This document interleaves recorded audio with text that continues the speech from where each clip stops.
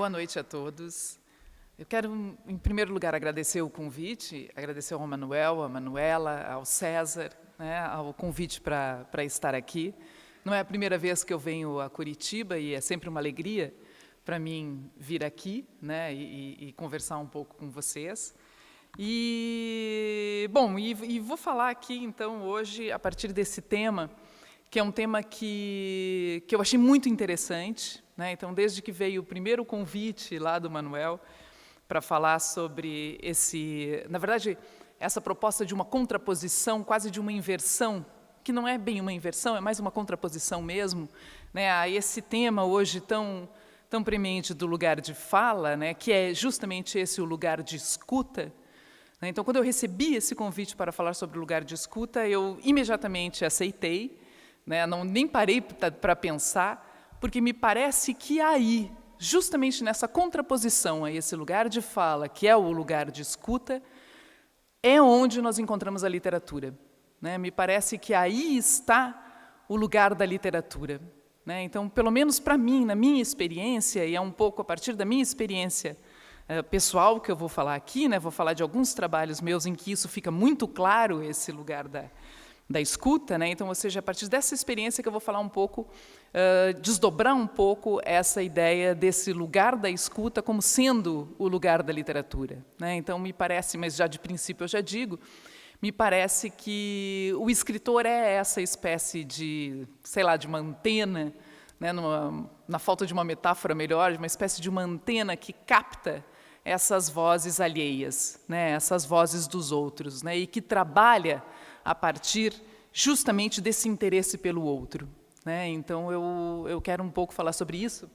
E, já está lá, né? Eu trouxe um monte de imagens, né? E eu achava que eu ia conseguir passar, mas eu vou pedir para o Luiz, gentilmente, passar para mim. Mas, por enquanto, não, fica nesse. Que é uma epígrafe, né?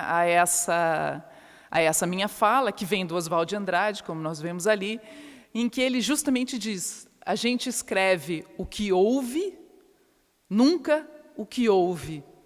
Né? Então, ele faz uma brincadeira entre essas duas palavras homófonas, né? Essas palavras que têm os mesmos sons, e do ouve do verbo ouvir e o ouve do verbo haver.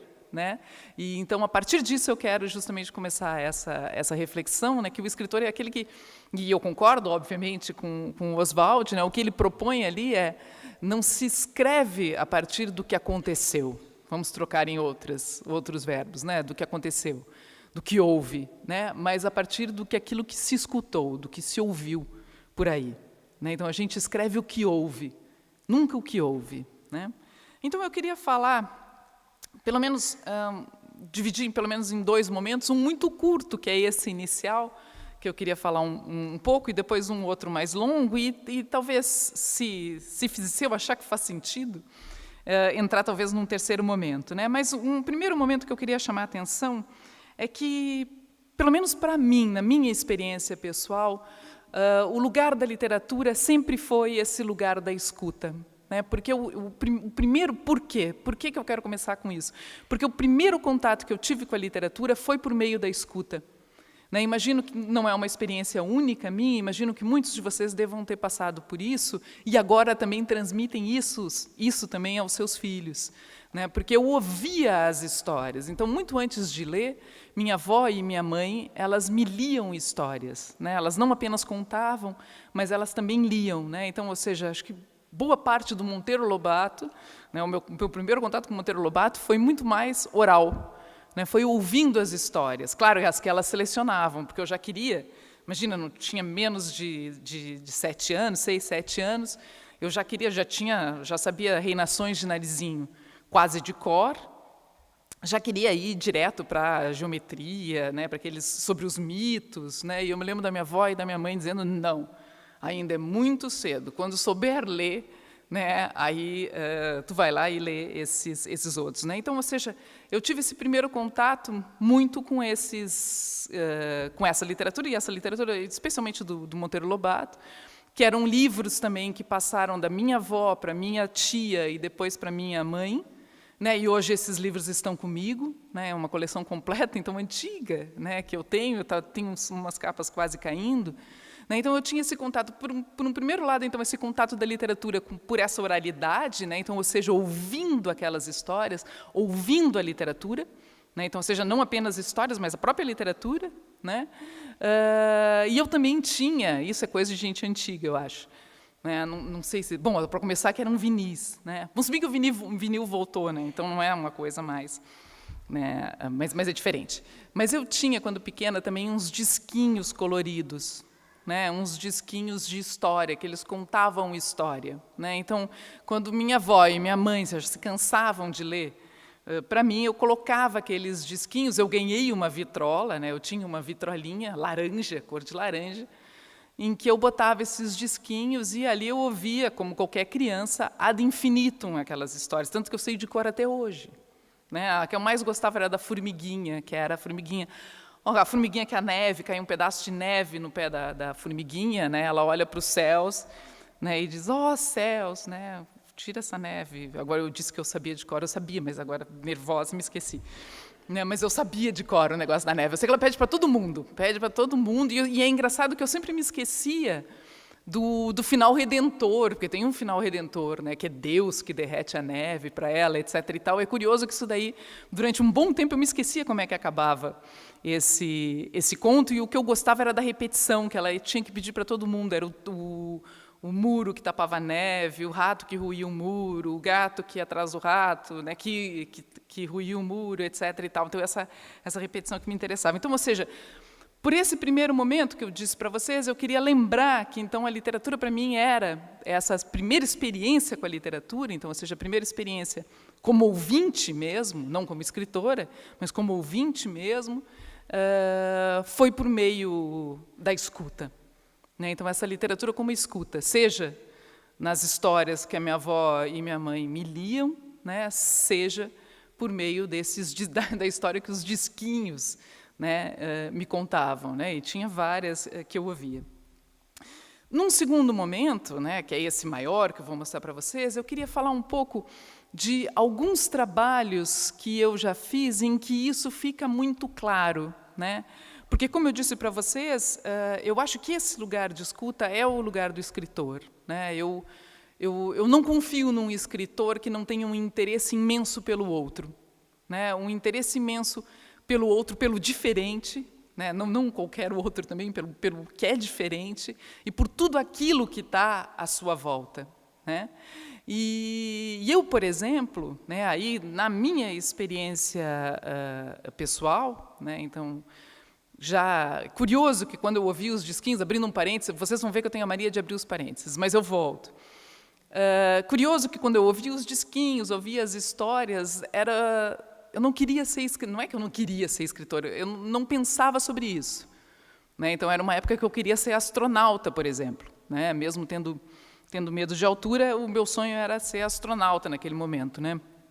Mas a escrita ela veio muito depois, né? Já na fase adulta. Sempre escrevi, desde pequena, mas essa escrita ela veio, né, depois, tanto que eu publico o meu livro em 2003, né, quando eu tenho 30 anos, né, no ano que eu estava completando 30 anos, que eu publico o meu primeiro livro. Né, então, é uma coisa já da idade adulta. Né, e é curioso que já desde os primeiros livros acaba se integrando muito a essas histórias, né, as histórias que eu conto, muitas das coisas que eu ouvia.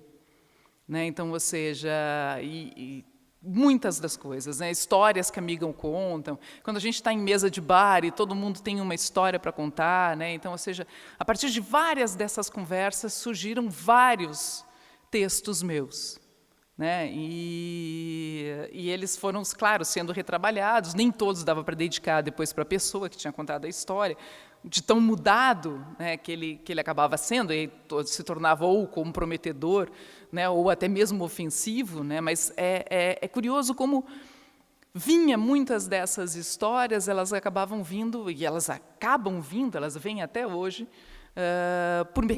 por meio dessa escuta. Né? Então, ou seja, de escutar essas histórias que os meus amigos me contam. Tanto que eles têm a mania de contar essas histórias. Né? Tanto que tem um amigo, nem deveria estar falando, isso aqui está indo ao vivo para algum lugar? Então eu vou dizer. Então, é um amigo que acabou se envolvendo com... Não vou dizer. Agora já comecei. né? Acabou se envolvendo amorosamente com os vizinhos. Pronto, falei.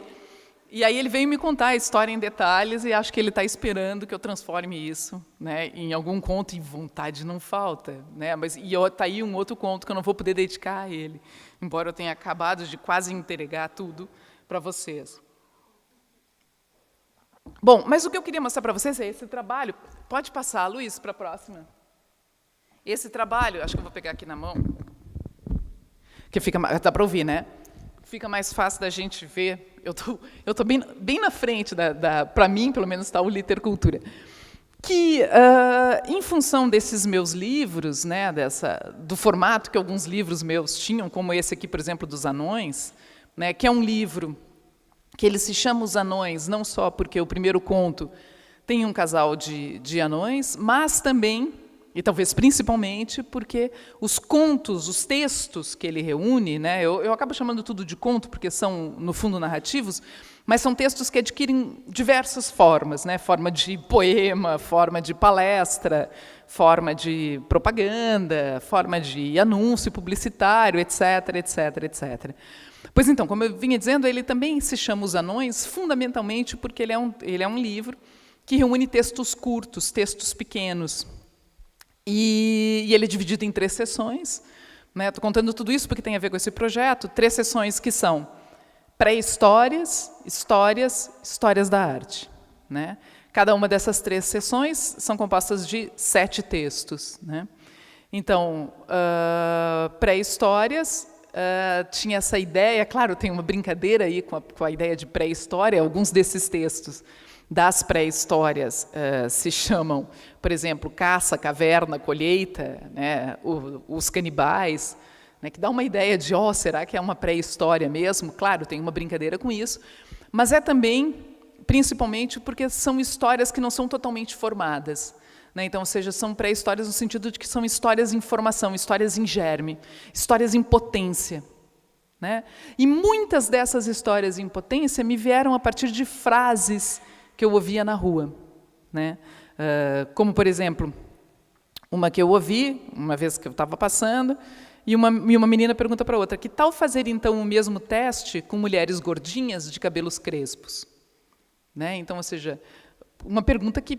O que me interessava aí? Né? O que me interessava, por um lado, seja o enigma que aquele fragmento de narrativa me propõe, seja aquela proposta de complementar aquela frase, né, que pode haver em outras frases, como, por exemplo, uma outra que eu ouvi na rua, né, em que uma senhora dizia para a outra assim, não vai haver casamento, mas se houver, o pai dela já disse que não vai. Vocês já viram toda a novela que está envolvida aí por trás. Confesso que eu fiquei tentada a seguir as 2 senhoras para saber o que tinha acontecido, mas eu achei melhor não. Porque é muito melhor a gente imaginar o que será que aconteceu para não haver casamento, e se houver, o pai dela não vai. Né? Então, a coisa era grave. Né? Então, ou seja, são esses fragmentos de frases que eu ouvia aqui, que eu pescava aqui, pescava ali, pegava numa notícia de jornal, né, que eu acabei reunindo nesse livro, nessa seção pré-histórias. As outras 2 eram histórias, que são contos propriamente ditos, com começo, meio e fim, e histórias da arte, que tem um pouco dessa pegada também, mas se relacionando com alguns artistas ou escritores, né, que são artistas ou escritores que sejam artistas e escritores que eu estudei, né, que eu tenho essa vida paralela também de pesquisadora de história da arte, né, sejam artistas ou escritores que eu simplesmente gosto, né, que eu admiro. Né. Por exemplo, tem nessa sessão, tem um que é uma forma de poema, em que eu acho que não há mais lá em São Paulo, mas existia um flat, né, aqueles apart-hotel, né, que se chamava Poeta Drummond Flat Service. Né. Então, esse é o nome do poema. Poeta é quase um ready-made, né, Poeta Drummond Flat Service. E aí, o que eu fiz? Ele é só um jogo que, do meu ponto de vista, é um jogo poético, em que, não estou achando aqui, mas eu me lembro como é que é, porque o endereço era na Rua da Consolação, né, então eu só botei assim, Consolação, e, curiosamente, ele era no número 3101, né? Então, ou seja, 3101. Né? E aí, por que eu tive essa ideia de, poxa, eu vou transformar isso, vou me apropriar disso, porque já era interessante ter esse flat, o Poeta Drummond Flat Service, né? Mas somado ao fato do endereço ser Consolação 3101. Né? Porque o que tem no terceiro verso, terceiro e último verso, né? O segundo verso ele é riscado, esse Consolação 3101, e aí tem um terceiro e último verso que diz Consolação 3110. Né? Então, troca de lugar aquele 1, né? Em vez de ser 01, ele é 10. Né? E por que esse jogo? Porque 3110 é o dia do aniversário do Drummond. Né? Então, ou seja, só esse pequeno jogo, né, com essas coisas. Então, há várias coisas nesse sentido. Aí, esse livro é publicado em 2010.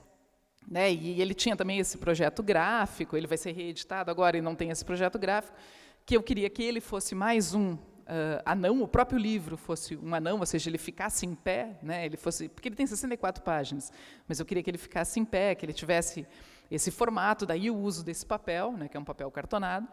E aí, em função disso, o SESC de São Paulo, me liga, né, eles achavam que eu era artista plástica, me liga e me convida para fazer uma intervenção na Mostra Sesc de Artes daquele ano. Né?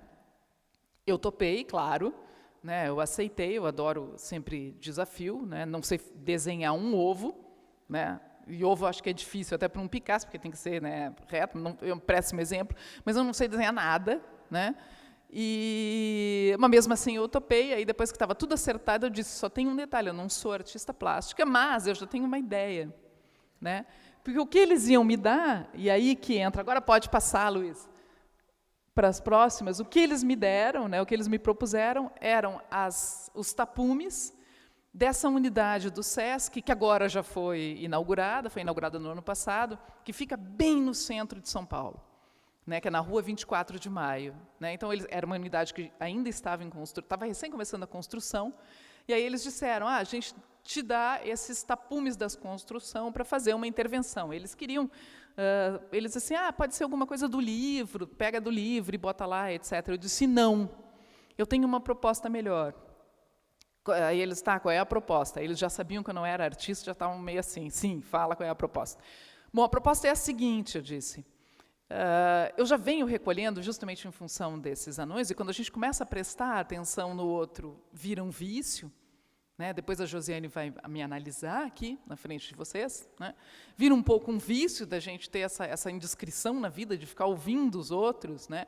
E ao contrário da psicanálise, a gente pode espalhar, a gente pode contar as histórias, né? Essa é uma alegria. Porque eu já pensei até, abrindo outro parênteses, eu já pensei até que seria legal pensei em fazer formação, me tornar psicanalista, que quantas histórias eu ia ouvir, e que histórias geniais, né? Só que não ia dar para transformar, então é melhor não. Mas então, voltando, eles me convidaram para fazer isso, eu disse, eu tenho uma ideia, eu já venho recolhendo frases que eu ouço na rua, né? Esses fragmentos de frases que a gente ouve no ônibus, que a gente ouve andando por aqui, por ali, né? A gente está sempre ouvindo uma coisa assim. Né?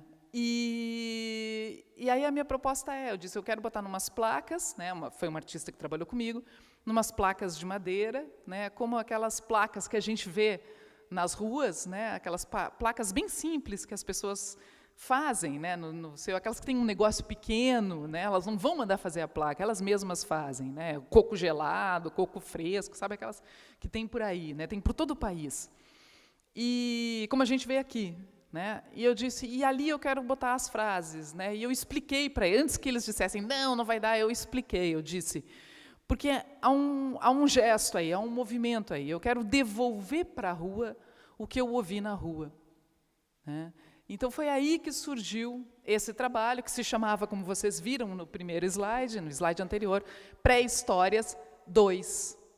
Por isso que eu falei dos anões, o Pré-Histórias 1, é o que está no livro, o Pré-Histórias 2, né, é o que viria nessas intervenções. E aí a gente vê frases como essas, né, que, claro, eu tinha uma coleção de frases, mas aí, quando a artista plástica veio trabalhar comigo, ela disse, Verônica, quantas frases, né, você tem? Eu digo, eu devo ter umas 15. Ela disse, você está louca? Eu disse, por quê? Né? Ela disse, porque são 400 metros quadrados de 400 metros quadrados de parede. Eu disse, está brincando? Eu disse, quantas frases daí? Ela disse, um monte, né? E aí, então, eu saí para um trabalho de campo, né? E aí eu me senti, vocês estão rindo, mas eu falava bem assim, eu me senti tipo uma antropóloga, né? Então, como a Manuela já falou, eu sou do Rio Grande do Sul, sou de Porto Alegre, moro em São Paulo. Fui para São Paulo para fazer doutorado, né? Estudar e acabei ficando. Mas naquela época era curioso porque aí eu tive que voltar a Porto Alegre, eu deveria passar 20 nesse momento do convite para acertar esses detalhes de não, vamos fazer, legal, etc. Né? E eu ter que colecionar as frases, porque é muito fácil ouvir frases em São Paulo, que é uma cidade de 20 milhões de habitantes. Né? Mas eu estava indo para Porto Alegre. Né? Estava indo para Porto Alegre até, porque minha mãe ia viajar, nem sei porque eu estou contando isso, não vou dizer, bom, agora já comecei, vocês devem ser curiosos que nem eu, porque a minha mãe ia viajar, eu tinha prometido para ela que eu ia ser babá dos cachorros dela. Né? Então, tudo bem, eu ficava lá com os cachorros, e ela viajava, então eu ficava 20 dias em Porto Alegre. O bom dos cachorros é que eu passeava com os cachorros, né? E aí já ouvia muita coisa, vou mostrar para vocês coisas que eu ouvi nesses passeios. E também ia para o trabalho de campo. Então eu estava sempre, com um cachorro era mais difícil, né, de ter que anotar e coisa e tal, então eu tinha que gravar, tinha que voltar correndo para anotar. E eu ando sempre com um bloquinho. Esse é um tipo de bloco, né, que eu ando sempre na bolsa, sempre desse tamanho, de preferência até mais fino, para não pesar tanto. Né, que é onde eu anoto tudo. E eu ia em Porto Alegre, um shopping em Iguatemi, eu não sei se aqui tem, porque tem espalhado por tudo, então há um shopping em Iguatemi em Porto Alegre também, e aí eu ia para lá eu me sentava numa confeitaria, que ela não ficava na praça de alimentação, ela não fica ainda na praça de alimentação, mas ela fica assim na frente da Swarovski, né, assim deslocada, sabe, na parte chique, né, do shopping, e ali eu me sentava, pedia uma torta que se chamava Delírio de Damasco, e ficava lá comendo aquela torta devagarinho, né, aquela torta durava, né, e ouvindo o que as pessoas falavam ali à volta. Né. Então, ou seja, assim, nesse meu trabalho de campo, eu fui recolhendo também muitas coisas, né, e parece piada, mas eu fui recolhendo muitas coisas, e aí também é interessante, quando a gente volta com as frases, né, com o trabalho etnográfico realizado durante aquela tarde, a gente se senta e começa a perceber o que é só uma frase e o que é interessante transformar em literatura. Né? Por que umas são mais interessantes que a outra? E aí isso era fascinante. Esse segundo momento, que depois, com a prática, acaba se tornando o momento mesmo da escuta, né, que, claro, nesse primeiro momento eu voltava, e aí eu começava a pensar naquilo que eu tinha recolhido, como, por exemplo, reparem que um rapaz dizia para o outro, isso é o que ela sente? Até aí, nenhuma novidade. Isso é o que ela sente? Ele devia estar perguntando. Nada de original. Mas olha a torção que ele faz. Ou o que sente o coração dela. É esse conjunto que faz dessa frase uma frase que não é simplesmente uma frase comum. Uma frase que guarda algo mais de interessante. Ela guarda algo que a gente até poderia chamar de uma certa poeticidade, nesse sentido de uma concretude, né, de significado. Né? E é interessante, e ela é interessante justamente por esse deslocamento. Isso é o que ela sente, e aí vocês reparem no que a pessoa faz, ou o que sente, a pessoa se transforma na verdade, a pessoa se fragmenta. Ela se transforma, ela é ela, mas ela também é o coração dela. Esse coração é como se adquirisse, né, uma independência, né, uma certa autonomia. Então, é curioso esse deslocamento. Como assim o que ela sente ou o que sente o coração dela não é a mesma coisa? Né? Então, é interessante justamente esse deslocamento. Então, a partir daí que depois eu ia analisando essas frases. Né, e todo esse trabalho é feito com frases que eu ouvia na rua ou em casa. Né? Porque minha mãe é a rainha das frases, mas ela nem nota. Né? É involuntário, porque assim, é só sentar com a minha mãe e ela começa a conversar, e principalmente quando ela decide falar dos amigos da minha irmã, aí acabou, aí sai frase tipo aquela. O sonho dele era ser garçom nos Estados Unidos, foi para a França. Né? Então, também, o que é interessante justamente nesses absurdos que a minha mãe diz, E ela nem nota. E isso também é um dado curioso, ela não lembrava que ela tinha dito, né? Porque depois eu publiquei em livro, e é isso que eu ia mostrar para vocês. Sou desorganizada, né? Dá para entender, mas eu vou tentar, eu prometo um dia ser organizada. O livro se chama, obviamente, por isso que eu falei o nome da torta, Delírio de Damasco, né? Então, ele tem o nome da torta, ele tem a cor da torta, né? Ele foi publicado pela Cultura e Barbárie. E aqui reúne todas as frases que saíram lá e mais algumas outras, né? Que depois eu até falo um pouco sobre isso. Mas, então, eu estava dizendo que quando a minha mãe pegou o livro para ler, né, e não só ela, várias outras pessoas das quais eu recolhi frases, porque eu começava a recolher de todo mundo, né? Eu tinha que encher 400 metros quadrados de parede. Ela morria de rir. Ela disse, essa frase é engraçada. E eu me lembro que era justamente essa. Como é engraçada, dizer minha mãe. Eu disse, foi tu que disse. E ela, eu? Era tipo, imagina se eu ia dizer uma coisa dessas. Próxima, Luiz. Então, aqui dá para ver como é que ela foi montada, né, na rua. Mudou. Né? Aqui também, então, era um lado, né, ele pega um lado, ele fica de esquina. Né, então, era realmente um monte de tapume. Né? E é curioso que vocês reparem, né, aqui também, essa é uma frase que fui eu que disse, né, eu confesso, fui eu que falei, uma frase que, como eu disse, eu sou pesquisadora de História da Arte, eu tinha duas meninas que eram orientandas minhas, e aí, indicando bibliografia para elas, eu disse, não, elas estavam querendo estudar rito, e aí eu disse, é legal vocês lerem o Mircea Eliade, né? E aí uma delas se vira para mim e diz assim, é aquela professora do Mackenzie? Eu disse, não, é homem romeno e está morto. Né? E aí, então, a partir dessa lembrança, eu me lembrei dessa frase que eu tinha dito, porque elas ficaram me olhando e acharam graça naquilo, e eu pensei, é legal, ela deslocada do sentido original que ela tem, né? É homem, romeno e está morto. Né? Sim, e daí? A gente tem toda uma narrativa aí por trás. Quem é esse romeno? Né? Por que frisar a nacionalidade desse homem que ainda por cima está morto? Ele não é mais o Eliade, é uma outra pessoa qualquer. Né? Então, aqui, próxima, Luiz, eu trouxe várias para vocês verem de longe, né? E eu queria mostrar a próxima, que depois tem todas essas separadas, que aqui, vocês veem que tem uma série de ambulantes. Né? Ali na frente, em volta, ali ficam vários ambulantes.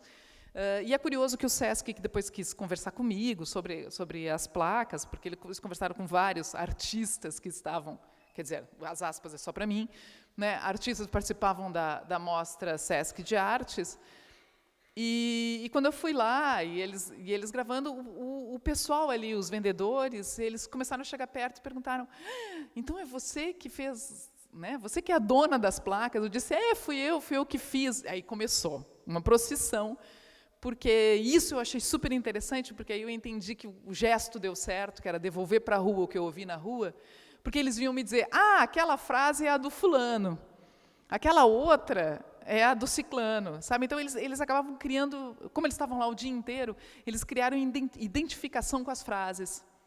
Né? Então, ou seja, eles acabavam, aquela frase é a cara do outro, aquela é a cara do outro, aquela lá eu poderia ter dito. Então, sabe, tinha esse gesto que era bem interessante. Né? Pode passar a próxima. Né? Então, aqui a gente pode ver algumas dessas frases. Né? Essa foi de um amigo meu, as vacas só existem para me alimentar. Né? A gente um dia conversando sobre comida, e ele me sai com essa, e porque ele fala bem sério, ele diz, não, as vacas só existem para me alimentar. Né? Um horror, uma frase completamente absurda. Né? Então, por isso que ela está aí. Né? Então, é uma frase que ela carrega em si todo um significado. Né?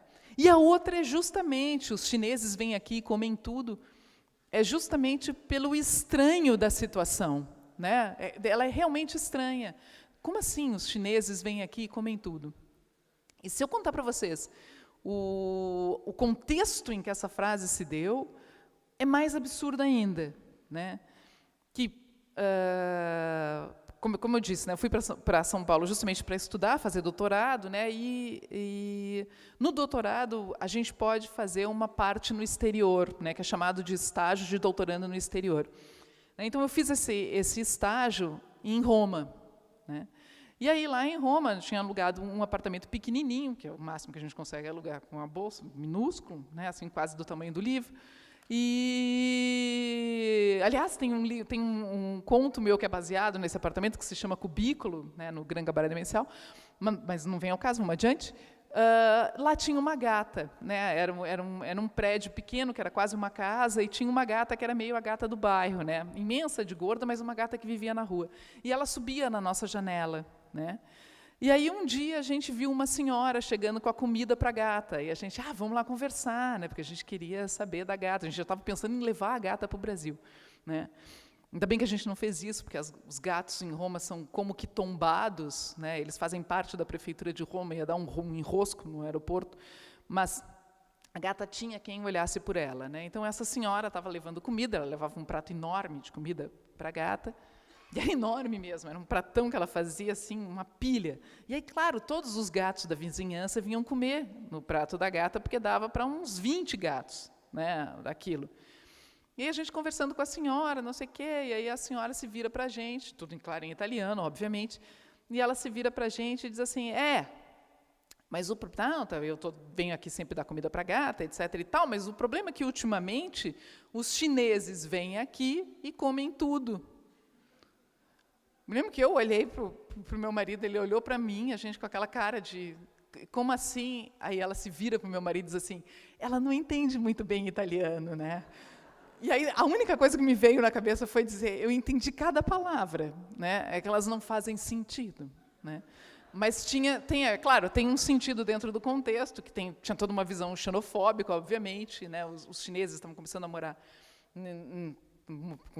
estavam tomando como, né, ali Roma, e indo para esses bairros mais, entre aspas, burgueses, né? Então daí que vinha essa reclamação dessa senhora, né? E aí o meu marido tentou dizer, não, são os outros gatos, né, que vêm aqui comer, não, são os chineses. Aí não adiantava discutir. Mas então, o que é interessante, me pareceu, é justamente o que ele carrega, o que uma frase como essa carrega, né? Os chineses vêm aqui e comem tudo. E que ela vai mudando conforme o contexto em que ela está, né? O contexto em que ela pode se dar, né? Por exemplo, eu recebi um convite depois, justamente em função dessa exposição, porque algumas das frases que eu mandei para eles foram censuradas, né, porque eram frases, tanto que o trabalho original se chamaria sexo, sangue e grana, sexo e sangue, né, porque é só sobre o que as pessoas falam, e o problema é que a parte do sexo foi completamente censurada, né. E aí eu tentei argumentar, poxa, né, qual é o problema, né? E não era nada demais o sexo, é coisa do tipo assim, daria o cu por uma torta de chocolate. Não dava, não podia, isso não pode, não sei o quê, porque tem cu no meio. Aí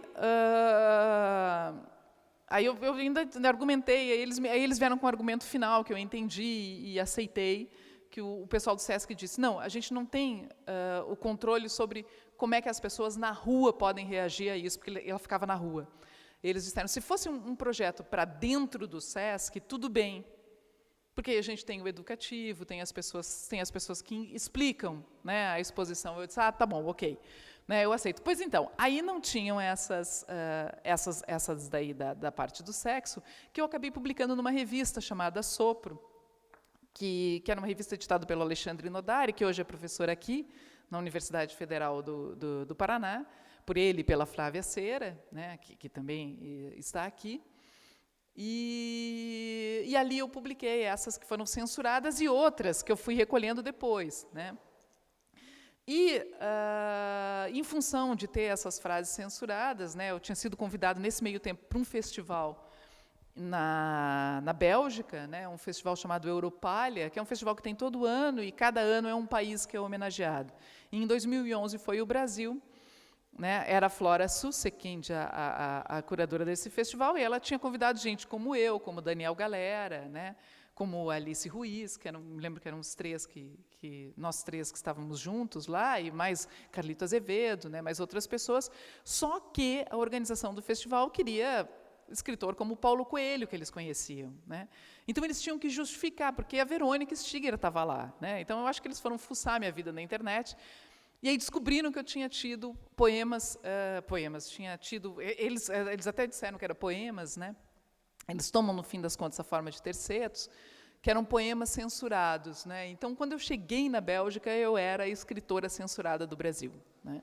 Então, eu tinha já essa pecha, eu já aproveitei para falar, que, imagina, na época, eu já disse, tem uma onda conservadora no país, muito perigosa, etc., né? Por isso, eles não podem ouvir falar de sexo, bererê, bererê, né? Claro, já aproveitei. Mas eu cheguei como censurada, e, em função disso, eu recebi um convite para expor lá na Casa do Brasil. Na Casa do Brasil. A Casa do Brasil é a galeria da Embaixada Brasileira, em Bruxelas, né? E aí as placas foram traduzidas, porque em Bruxelas há duas línguas oficiais, né? O flamengo e o francês. E há outras línguas oficiais no país, mas ali em Bruxelas são essas duas. Então, a gente tinha as placas em português, não todas, né? Era randômico, né? Umas em francês e outras em flamengo. E aí eu e o diplomata que me convidou, né, para fazer a exposição, escolhendo as placas, não sei o que, vamos botar essa. E pegamos as do chinês, que estava em francês, vamos botar lá, porque ela era a galeria envidraçada, né, e ela dá para uma das grandes avenidas de muito movimento, muito comércio, em Bruxelas, né. Eu disse, vamos botar na vitrine, né? E ainda bem que o meu marido existe, é uma pessoa sensata, se virou para a gente e disse, vocês estão loucos? E a gente, por quê? É tão divertida, a frase é interessante. Ele disse, sim, só que vai ser a Embaixada do Brasil dizendo, os chineses vêm aqui e comem tudo, né? Aí nós, puxa, é mesmo, melhor não, né? Aí botamos outras que não tinham nada a ver. Mas vamos adiante, né? Não vou contar todas as histórias, senão eu não vou conseguir mostrar tudo. Vamos lá, pode... aí, ó. Né? Então, agora, essa eu adoro, agora infartou, esse marido só me dá desgosto, era uma mulher que teve que cancelar a festa. Né? Essa eu ouvi, é sério, ela teve que cancelar uma festa e ela ligava, porque o marido infartou, e ela ligava para as pessoas e dizia, isso foi uma amiga que me contou, e dizia, agora infartou esse marido, só me dá desgosto. Não é o caso, mas eu sempre desconfio, foi uma frase que eu me lembro que eu pesquei por aí. Né? Aqui ele diz, minha maior alegria é ir ao supermercado nas férias. Né? A próxima, Luiz. Essa quase foi censurada por causa do pau, né? Mas é uma expressão no Rio Grande do Sul, eu não sei se aqui no Paraná também, essa camaçada de pau vocês usam, né? Que é dar uma surra, dar uma sova. Né? Em São Paulo eles não conhecem, né? Então já tinha ido para, essa é de sexo. Né? Imagina, a única solução é dar uma camaçada de pau. Eu não consigo imaginar o que eles imaginaram, né?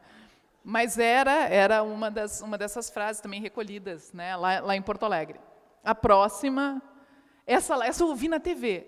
Essa lagoa é ótima para quem quer casar. Basta dar 3 mergulhinhos, né? E daí a gente tem toda uma história de casamento, etc., por trás. Adiante, Luiz, por favor.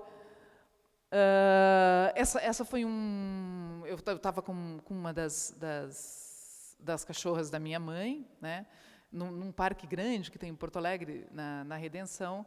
Aí tinha um morador de rua, dava para ver que era evidentemente um morador de rua, e ele começou a falar essas coisas. Né.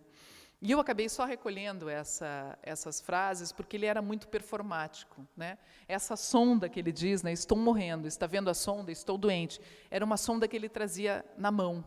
Né, ela não estava no corpo.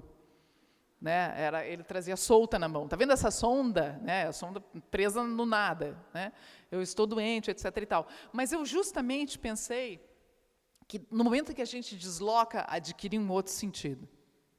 Né, e adquire um outro sentido, até porque aquela sonda poderia estar presa. Né. Luiz, a próxima. É o sonho dele, né, aquela que eu já tinha mostrado para vocês. A próxima, por favor. Aqui é bom, só tem homem rico. Né? Essa é ótima, não vou nem explicar, vamos adiante. Essa e a próxima, meus amigos antropólogos... Não, a próxima, principalmente. Essa é mataram um monte de índios para construir Brasília. Né? A próxima, os meus amigos antropólogos gostam muito. Porque repara na voz que fala, né? O lugar de escuta, a voz que fala. Né? Bom, Não vou falar. Vamos imaginar essa voz que fala, porque ela está sendo apresentada para vocês sem o contexto que eu estou dando, né? Então a pessoa diz: coitado dos índios. É alguém que tem piedade pelos índios, né? Coitado dos índios, viviam em paz. Só que essa mesma pessoa tira a humanidade deles. Chegaram os seres humanos e mataram todos, né? Eu estou frisando aqui, claro que a pessoa não falou dessa maneira. Ela falou assim: coitados dos índios, viviam em paz, né? Chegaram os seres humanos e mataram todos, né? Então, por que os meus amigos antropólogos gostam? Porque justamente, mesmo aquelas pessoas que têm uma certa compaixão, têm uma certa, podem demonstrar uma certa solidariedade, né, aos índios, no fim das contas, estão dentro dessa mesma lógica de extermínio, né? Porque retira a humanidade deles, né? Então, são essas pequenas complexidades que está inerente à frase que me interessa, ou toda a narrativa que pode estar por trás, como a dos 3 mergulhinhos para casar, né, nessa lagoa, né, a gente consegue imaginar um contexto, né, a gente consegue imaginar o que pode vir dali, né? E o Alexandre Nodari, que também é o editor desse livro, ele me contou que as pessoas, porque elas têm um espaço, é uma por página, né? E ele me contou que as pessoas chegam para ele. Eu abri bem no Daria o cu por uma torta de chocolate. As pessoas chegam para ele com elas anotadas. Então, tem gente que completa essas histórias, né? Então, ele teve esse trabalho, teve, na verdade, uma vida, né, que foi além do que eu esperava. Que começou justamente, como eu falei para vocês, com aquela recepção ali do pessoal que convivia com aquelas frases daqui, né, na 24 de maio, no centro de São Paulo, e que depois, mesmo quando ela vira livro, né, ela continua, no momento que as pessoas completam, ou anotam frases que elas ouviram, né, e até hoje as pessoas me mandam coisas maravilhosas, né. Próxima, Luiz. Essa, imagina, onde é que eu ouvi? Comendo a torta na frente da Swarovski, né. Não são joias. O não brilho eu não entendi até agora. Não são joias, não brilham, não dá para tomar banho com elas, né? Então, aqui também tem um jogo que eu acho interessante e que, claro, esse projeto tem muito a ver também com o trabalho de um escritor que eu gosto muito, que é o Francisco Alvim, né? Não sei se vocês conhecem, né? Principalmente o livro O Elefante, né? Em que ele também recolhe, né? A gente também nota naqueles poemas essas vozes da rua, né? Só que nele fica muito marcado a relação de classe, né? Então, tanto que uma das que eu mais gosto é uma que só diz, tem uma das mais violentas, só diz isso, mas é o título, é limpinha, né? É como se ele fosse assim no cerne, né, da nossa desigualdade social, né, do resto de escravidão que a gente tem ainda no Brasil, etc, etc, etc. A gente tem um discurso aí todo por trás, né, mas é limpinha, né, do Francisco Alvim. Ou então uma outra que só se chama Parque, dele também, né, Parque, em que é uma voz que fala: é bom, aí o outro verso, mas é muito misturado, né? Então, eu abri esse parênteses chamando a atenção como o Chico Alvim também trabalha muito com essas relações de classe, né? E algo que, de uma certa forma, vai ter aqui também, né? Não dá para tomar banho com elas. Quem é que se preocupa se vai poder tomar banho ou não com as joias, né? Eu imagino a pessoa deitada numa banheira, em vez de pegar uns patinhos, né? Enche de joias, né? Sei lá, algo desse tipo, né? Próxima, Luiz. Essa eu ouvi no ônibus, na época do trabalho de campo. O ser humano só toma atitude quando fere o bolso, né? Essas eram as da grana. A próxima, Luiz. Essa foi interessante, que me fez pensar sobre esse projeto. Que ela diz, é da minha tia, né? Flor de Pessoa. Me diz uma coisa, ela falou no meu ouvido, me diz uma coisa. Ele é débil mental ou só feio mesmo? Né, os amigos da minha irmã que sofrem. Vocês estão rindo, é engraçado, claro que é engraçado, mas foi por conta dessa que o SESC recebeu uma carta. Né, recebeu uma carta, e uma carta era um homem, né, não sei que idade essa pessoa tinha, e me ofendia do início ao fim. Né, Essa pessoa não respeita, né? Claro, obviamente que ele não dizia os débeis mentais, né? Essa pessoa não respeita as pessoas com síndrome de Down, os portadores de síndrome de Down, etc. e tal, não tem respeito nenhum, piriri, piriri, né? E assim, e ali um monte de ofensa, que eu nem vou me lembrar todas as ofensas, mas a base era essa da reclamação. E o SESC me mandou todo cheio de dedos, se eu queria responder, e eu disse, claro que eu quero responder. Claro que eu quero responder. Porque aqui, e foi no momento que eu comecei a pensar, quando eu recebi aquela carta, eu me dei conta de outra coisa que estava também, como é que a gente pode dizer, se movendo nesse projeto, e que eu não tinha percebido até então, até ter tido essa resposta desse sujeito, que é o seguinte, havia ali também, nesse projeto, né, e há muito nesse projeto, dessas frases, e foi isso que eu respondi para ele, dessas frases que a gente ouve a boca pequena. Como eu disse para vocês, foi minha tia que me disse no meu ouvido. Sabe aquele tipo de frase que a gente fala em casa, numa mesa, com 3 pessoas, né, ou fala para o melhor amigo, né, e aí incluo todos nós, né? Aquele tipo de frase que talvez que carrega preconceito, né, por trás, aquela frase que não tem um freio, porque a pessoa sabe que ela não está falando num âmbito social, como eu estou falando aqui para vocês. Ela não está falando num Facebook, né, ela não está falando num âmbito social, de uma maneira geral. Né, ou numa sala de aula, a gente pode pensar até num âmbito um pouco menor, ou numa mesa com amigos dos amigos, que ela também não conhece. São coisas que talvez aquela pessoa não falasse. Mas o que esse projeto, justamente por causa dessa indiscrição, de ouvir essa voz alheia, o que a gente vai ouvir? A gente não vai ouvir só coisa engraçada, a gente não vai ouvir, e ele torna isso explícito, ele explicita o quê? Aquele preconceito que ainda permeia a sociedade de uma certa forma, e que é dito a boca pequena, e que, de repente, o que ele faz? Ele traz à tona.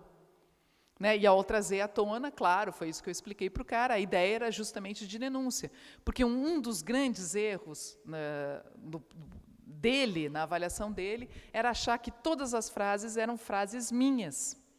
Né? Mesmo que eu tivesse inventado essas frases, a base, e havia uma explicação, a base desse projeto é justamente essa frase dos outros, né?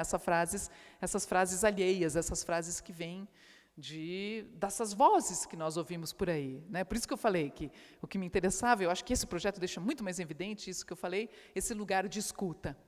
Né? Quando a gente ouve todas essas frases. Né? Então, ou seja, aqui eu percebi como ele também explicita, ele torna explícito aquilo que a gente não diria, a gente não usaria débil mental. Né? Me diz uma coisa, ele é feio mesmo? Né? Isso daí a gente fala a boca pequena. Né? E aí, vai tirar a frase? Não. Aí eu defendo, eu acho que nós temos que expor essas frases, né? Porque elas são ditas. Né? Elas são ditas. Ninguém se identificava com ela, vocês não precisem ficar preocupados. Né? Próxima, Luiz. Essa daí disseram para mim, eu sei, eu já anotei que eu já passei do meu tempo. Eu vou encerrar, vou mostrar só mais algumas e vou encerrar. Eu falo demais, eu trouxe um relógio por causa disso. Não deu para falar 1/3 do que eu queria, né? Mas eu acabo me divertindo com essas coisas. Mas essa daqui é eu estava passeando com uma das cachorras da minha mãe, e aí me chega um cara e me pergunta, começa a conversar comigo. Imagina, começa a conversar comigo, perguntando, queria saber a raça, etc. e tal, e daqui a pouco ele se vira, olhando para ela, se chama Dora, né? Se chamava, ela morreu. Olhando para Dora, ele dizia, quando eu fui na Ásia, né, quando morei na Ásia, comi muito cachorro. A carne é boa, muito boa. Né? Mas então, bom, aqui já deu para ter uma ideia desse projeto. Então, esse era um projeto que eu queria mostrar mais para vocês. Né? Eu tinha trazido um outro também, que aí era trabalhando com as caixas. Foi um outro que também virou uma instalação, ele ainda não virou livro, mas que ele trabalhava com as caixas de comentários das matérias, né? E de matérias em que... Essa eu trabalhei com... Se chama -1, né, esse projeto. E é um projeto que foi feito, ele virou uma instalação né? E era um pouco para discutir esse contínuo extermínio da população indígena, né? E aí, então, a partir de matérias, principalmente de internet, porque a grande imprensa quase não dá, né, esses conflitos, claro, e assassinatos que se deram em função do conflito de terras, né? Quando sai isso na grande imprensa, é sempre do ponto de vista do outro, né? Não dos índios que estão perdendo as suas terras, ou então estão se matando por não terem terras, né? Então era feito a partir disso e aí a voz alheia era a voz das caixas de comentários, né? E aí, claro, ele se chama -1 porque a frase mais ouvida, a frase que a gente mais vê é -1, né? Então a matéria fala do assassinato de um índio, é -1. As pessoas comentam descaradamente -1, ou então se são 3, -2, -3, -2, etc., né? E além de, claro, absurdos de todo tipo, né? Tipo, esses índios não existem mais, né? Então Luiz, passa um pouco adiante, eu vou mostrar rapidinho. Pode passar. Pode. Essa é ótima. Depois vocês quiserem eu falo. Vai, passa. Tem que ir, vai passar, que eu tenho um monte.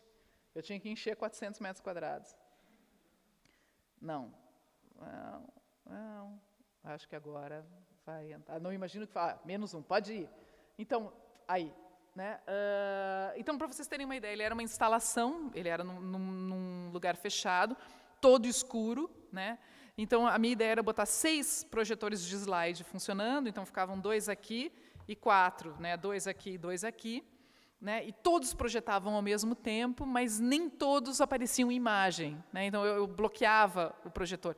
E tinha que ser projetor de slide, eu transformei vocês estão vendo horríveis, né? Cenas imagens dos índios mortos que se encontram na internet, transformei essas imagens em slide, né? E aí, então, aquilo ali produzia um certo desnorteamento, porque sempre aparecia uma imagem e uma frase, né? Então, por exemplo, a primeira rodada era essa imagem e essa frase, né? Que é o começo do fim para eles. Temos 500 anos de experiência em exterminar os povos nativos, né? E é coisas bonitinhas como essas que as pessoas escrevem nas caixas de comentários. Então, e a ideia era produzir um desnorteamento. Eu não sei como reproduzir isso em livro ainda, então por isso que eu ainda não fiz um livro. E só para terminar, que é só um comentário que eu quero fazer, que não é só...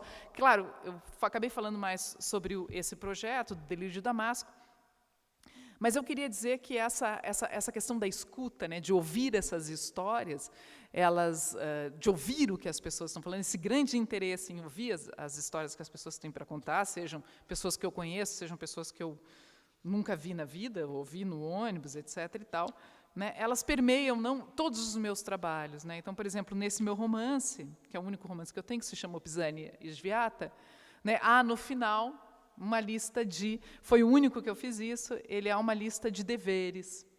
Porque não só essa lista foi feita porque não só ele cita literalmente alguns textos, né, principalmente textos que falam sobre o Raul Bopp, porque um dos personagens se chama Bopp, mas também ele registra várias conversas que eu tive, né, e que acabaram influenciando para uma coisa ou outra, ou acabaram se transformando num capítulo ou outro, né? Por exemplo, tem um capítulo que fala sobre uma suruba na cozinha, né, que foi uma história que a minha irmã me contou, e ela não participa de surubas, né? Mas agora, bom, já esquece, né?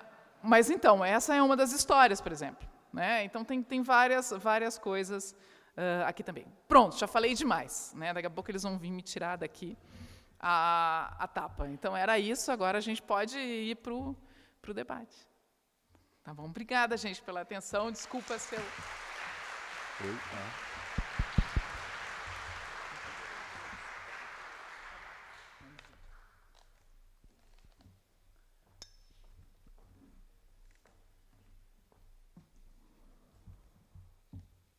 Você tem, né? Essa é a Josiane. Prazer. Boa noite, pessoal. Boa noite. Orvatice. Croata.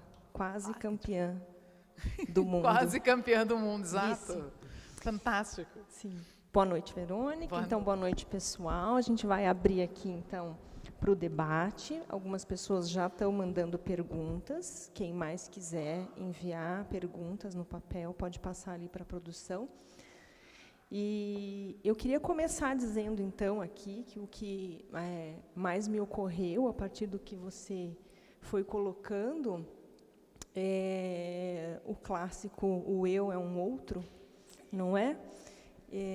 Do Rimbaud, e que a gente pode pensar também toda a polifonia do Bakhtin, de que o que a gente fala é um recorte de muitas outras falas, das falas dos outros. Então, pensando muito quanto o eu é imaginário, né? Então, a gente constrói um eu achando que aquilo é muito nosso, que aquilo é muito próprio, e não vai percebendo o quanto nós somos uma costura, né? Uma costura de diversas vozes, que vem de diversos lugares. E, então, a partir disso, eu queria te colocar uma questão que é a seguinte. Por um lado, como é possível sair de si mesmo, né, e realmente pensar que a gente está ouvindo o outro? Quer dizer, como é que a gente consegue pensar nessa não barreira entre o eu e o outro, como se houvesse um meio, né, e não exatamente um distanciamento? Como é que eu faço essa separação, esse movimento de o eu é um outro, mas, ao mesmo tempo, há aí uma separação? Então, eu queria pensar um pouco como é que é possível sair de si mesmo, né? Até recentemente eu participei de um debate e a questão era: lemos o autor ou a nós mesmos? Então, um pouco próximo do que a gente está colocando aqui, a questão era essa, né? Quando a gente lê, a gente está se identificando, e como ali nas frases, né, que você diz, que o pessoal ia dizendo, olha, aquela ali poderia ter sido eu que disse. Então, um pouco essa questão do eu. Como é que eu saio de mim mesmo? Como é que eu sei fazer essa separação entre o eu e o outro? Um pouco isso. Bom, vou tentar responder. Se eu não estiver respondendo certinho, pode puxar a orelha, né? Porque eu sou assim meio brisola. Quando vê, eu já me encaminhei para outra coisa. Mas eu acho que o princípio da literatura, né? O princípio da literatura, quer dizer, a literatura começa justamente no distanciamento. Eu acho que ela começa justamente quando há essa distância em relação ao eu, né? O eu é sempre o outro, né? E repara que essa frase do Rimbaud é muito boa, né? É genial. E reparem num detalhe, ele poderia dizer, eu sou o outro, o que dá um outro sentido. Mas não é isso que ele diz. Ele diz, eu é um outro. Ou seja, ele transforma esse pronome, né? Não é só uma conjugação daquele pronome eu sou o outro, eu sou o outro. Não, mas ele joga a ênfase que recai no outro. Eu é um outro. Então, no momento em que ele fala essa frase, eu acho que a gente pode começar a pensar, a partir da análise disso, né, ele transforma esse eu num personagem. Porque ele transforma esse eu numa terceira pessoa. Vocês estão entendendo o que eu estou querendo dizer? Ficou claro? Né? Não estou colocando em dúvida a inteligência de vocês, estou colocando em dúvida a minha capacidade de explicação. Se ficou claro, né, que esse eu acaba se transformando num personagem, esse eu já é uma outra coisa. Né? Esse eu já é uma construção, é aí que eu queria chegar. Esse eu já é uma construção, e eu acho que a literatura começa a partir disso, né? Nesse eu como uma construção. Tipo, eu sou Madame Bovary, quando o Flaubert diz? Não, que aí é diferente. Aí ele tem uma identificação com o personagem. Aí, quando o Flaubert diz, eu sou Madame Bovary, c'est moi, né? A Madame Bovary é eu, porque ele inverte, né? Ele não diz eu, ele diz a Madame Bovary é eu, né? A Madame Bovary, c'est moi. Então, aí ele está fazendo uma identificação dele, autor, com a personagem. Né?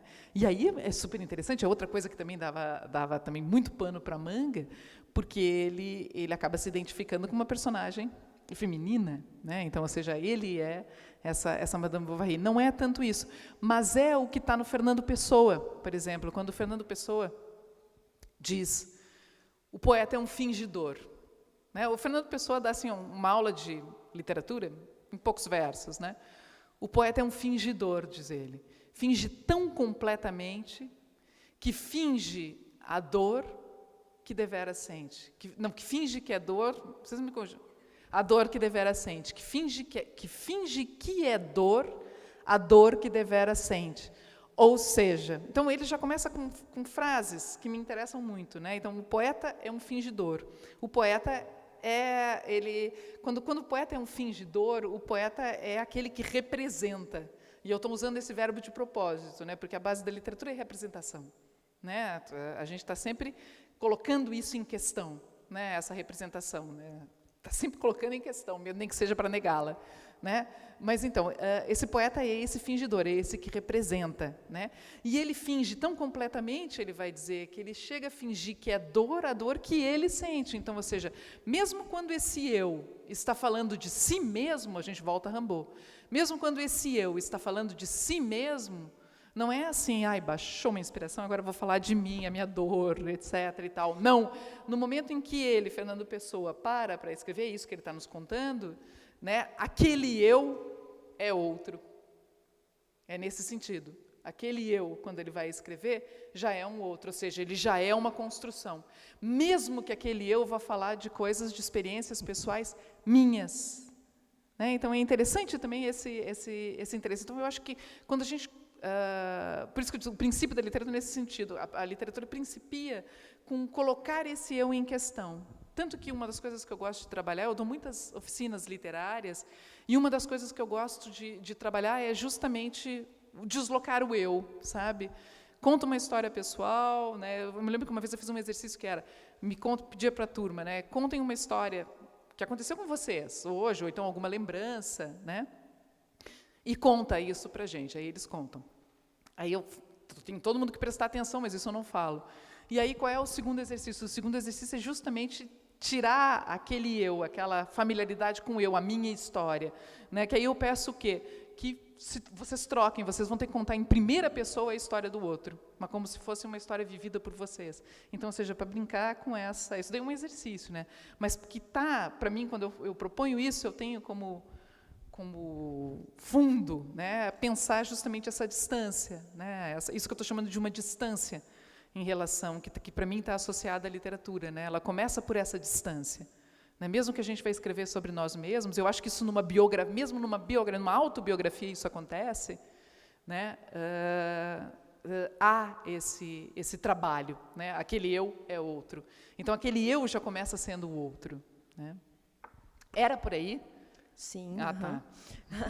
E ainda pensando um pouco a partir dessa questão, de colocar esse eu em jogo, e esse eu que é, como você fala, é um eu muito imaginário, né? De a gente pensar, né, que uma certa roupa, um certo rosto, uma certa voz faz uma identidade, mas o quanto isso vai se desconstruindo muito facilmente. Acho que as narrativas trazem isso, né? Ao você se identificar com aquilo que é muito radicalmente diferente, e você se perguntar por que você está se identificando com aquilo, né? E aí é quando você percebe a rachadura do eu, né? Mas eu fiquei pensando que você disse que quando tem um segundo momento, né, da seleção das frases. A seleção das frases, claro. A primeira você vai ali, recolhe, e tem esse momento em que você vai selecionar. E você comentou que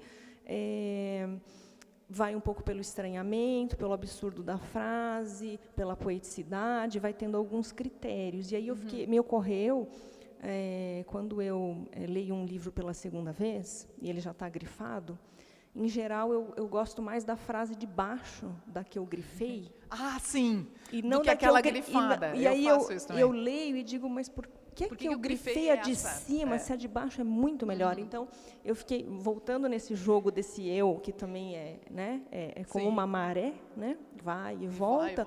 Se você imagina que hoje, as mesmas frases, você selecionaria diferente?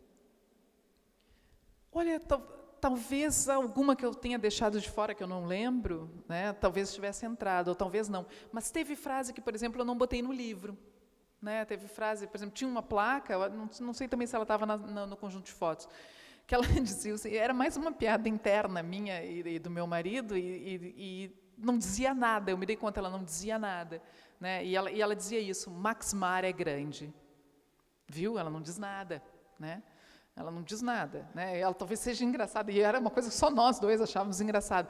Porque isso eu me dei conta, né? E por isso que ela não entrou no livro, eu me dei conta que só era engraçada para mim e para o meu marido. Por quê? Porque nós ouvimos essa frase e ela fazia sentido, porque nós estávamos, como eu disse, né? A gente fez uma parte do doutorado em Roma, então nós estávamos na Via Condotti, que é assim, avenida, é uma rua, né? Uma rua chiquérrima, onde estão lá, sei lá, Dolce Gabbana, Max Mara, né, etc. Todas as grandes grifes, né? Então, e há um costume na Itália em geral da passeggiata, né, que é aquele passeio, o flanar, mais ou menos umas 5 horas da tarde, quando é verão, né, 6, 7 por aí, quando o sol já está mais, né, menos violento. Então todo mundo sai para a rua para passear e se passeia muito pela Via Condotti, né?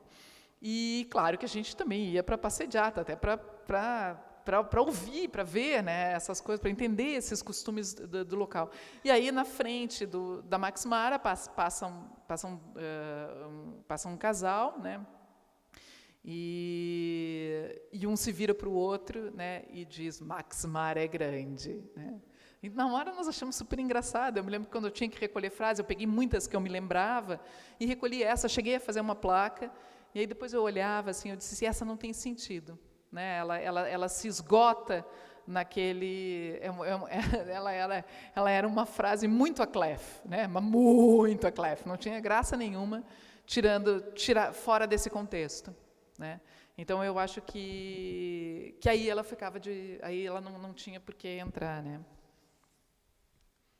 Tá aqui o relógio. Já temos relógio aqui e tudo. Então, deixa eu pegar algumas da plateia aqui que vieram, uma pergunta. Você, lá no começo, antes da gente começar, ela me diz o seguinte: se tiver umas perguntas assim, bem absurdas, pode fazer. Então, então assim, não chega a ser absurda, mas tem uma certa estranheza, tá? Olha lá quem escreveu, né? Vai. Tu acha que, assim como nós escutamos uma obra, elas também nos escutam? Boa pergunta! Boa pergunta. Pergunta bonita essa, hein? Pô, essa podia estar no Delírio de Damasco, porque ela tem uma inversão, né? Eu não sei se eu não sei responder. Tem uma aqui que veio para o delírio, ó. Tem uma que a pessoa colocou aqui, ó. Vou aproveitar que estou sem sono e vou dormir mais cedo. Essa é boa. O pessoal morre de rir quando eu digo: eu estou atrasada para dormir, né? Eu tenho um amigo que morreu de rir uma vez que eu disse isso. Mas é que eu realmente, eu não sei se vocês, mas quando tem hora para acordar no outro dia, eu me boto um limite, né? E eu me lembro que eu me virei e disse: mas eu estou atrasada, né? Estou atrasada. Mas atrasada para quê, filho? Estou atrasada para dormir, né? Mas eu nunca transformei, porque eu achei que não era nada demais. Olha, tem uma bem interessante aqui. Mas aquela tinha, eu estava falando, aquela lá tinha uma inversão interessante, porque ela está perguntando, na verdade, se as obras nos escutam, né? E só a imagem dessas, da gente estar aqui falando, e o delírio está registrando, sabe? É bem interessante. Gostei. Olha que eu me apropio. A próxima pergunta é um pouco sobre isso. Tá, então não vou falar. Então, daí você já responde junto. Tá, beleza. Porque diz o seguinte, ó, em algum momento, isso é muito legal aqui, ó, psicanálise. Em algum momento do processo de colher frases e fragmentos, você pensa se de fato inventou algum? E nesse sentido chegou a pensar nessa relação de criação, recriação, apropriação durante a concepção do projeto? Porque é interessante, né? Claro. Assim como a sua mãe Sim. não se lembrou, será que não tem alguma que é sua? Não, há várias. Bom, eu mostrei para vocês uma, né? Eu mostrei para vocês uma que era minha, mas há outras que são minhas também. E há outras não são muitas, né? Mas eu já confesso, há outras que eu criei para o livro. Porque aquela lá do Romeno, etc., ela era minha, mas ela foi dita num determinado momento, né? Então, está dentro da lógica, né, do projeto. Mas há outras que eu inventei. Agora só ficou confesso bom para vocês, ficou divertido.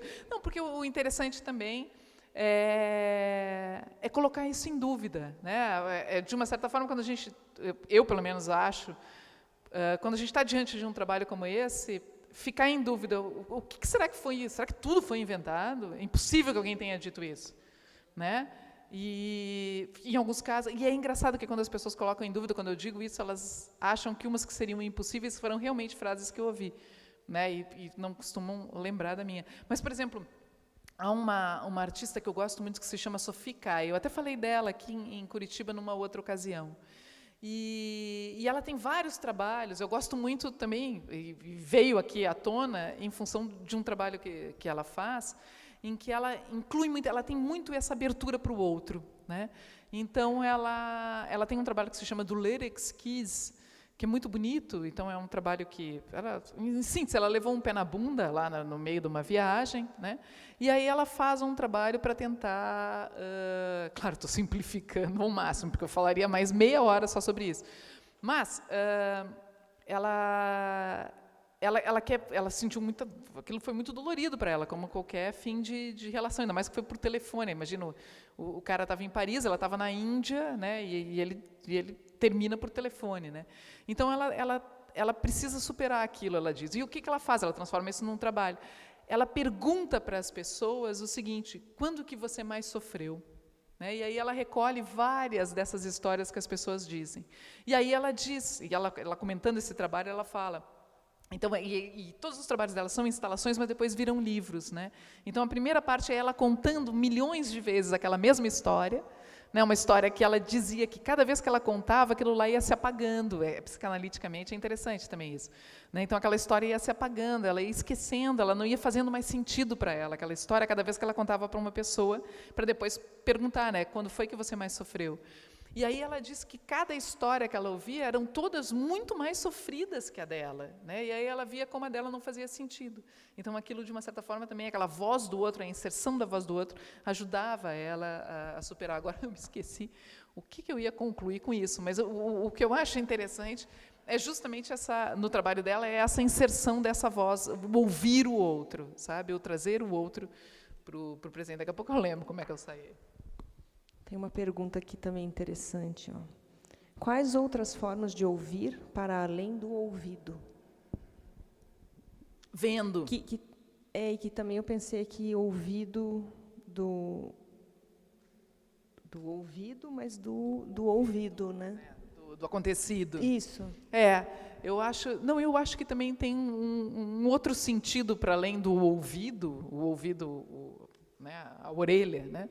Um outro sentido para além desse da escuta, que é o da visão, né? Então, tem muito num livro novo, todo esse monte de folha que eu tinha, imagina, eu tinha louca, eu achava que eu ia conseguir falar de um monte de coisa, não consegui. Então, aqui trouxe vários textos do meu livro novo, né? Então, eram textos ainda inéditos, um livro que se chama Sombrio Ermo Turvo, em que ele, justamente era o terceiro momento que eu achava que eu ia chegar, que é um terceiro momento em que não é tanto a escuta, mas é mais pela visão também, é o olhar o outro, o olhar à volta, né? Então, como eu comecei também a trabalhar a partir da observação, né? Da observação de tudo, né? E, claro, não de uma observação geral, mas uma observação um pouco mais detida, né? Precisava de exemplo, mas... Bom, eu acho que a gente já vai encerrar. Já estamos ali com o tempo. Então, eu quero agradecer muito a presença de vocês, agradecer a presença da Verônica. Obrigada, eu quero agradecer também agradecer ao Litercultura pelo evento, pela possibilidade da gente estar aqui escutando. Eu fiquei ali muito tempo no lugar de escuta, sim, te ouvindo, claro. E elaborando aí essas questões que você traz. E aí, continua até sexta-feira, então, a programação. Muito obrigada e boa noite. Obrigada, gente. Obrigada.